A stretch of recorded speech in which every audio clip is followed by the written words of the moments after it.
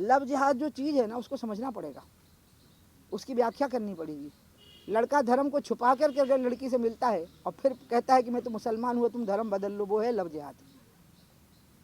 लेकिन लड़की के घर के लोगों को शुरू से ही पता हो कि लड़का मुसलमान है और दोनों आपस की सहमति से विवाह करें तो प्रेम विवाह है।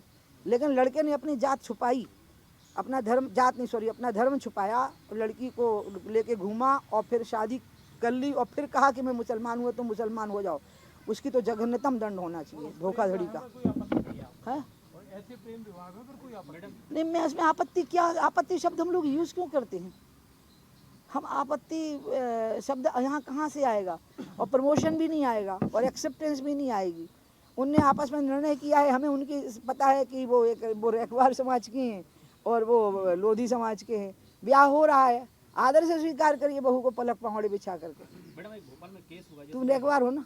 हाँ बस ठीक है। भोपाल में एक केस हुआ है मैडम। मैडम सुनिए तो, इट्स ब्यूटीफुल। एक केस ऐसा आया, आज मैंने पेपरों में पढ़ा कि एक जो हिंदू लड़का है उसको जबरदस्ती मुस्लिम बना के उसका निकाह करा दिया गया मस्जिद में ले जाकर। हाँ, तो ये तो इसका तो जघन्यतम दंड होना चाहिए। हमारे देश में धर्म परिवर्तन हो नहीं सकता। उसका कारण ये है कि हिंदू धर्म जो है ना वो सभी धर्मों के प्रति आदर का भाव रखता है।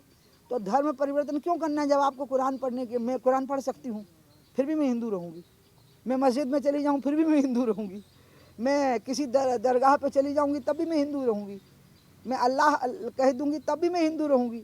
तो जिस देश में ये छूट हो कि आप किसी भी ग्रंथ को पढ़ सकते हैं, किसी भी धर्म स्थान पे मत्था टेक सकते हो, वहाँ धर्म परिवर्तन तो राष्ट्रद्रोह है, देशद्रोह है।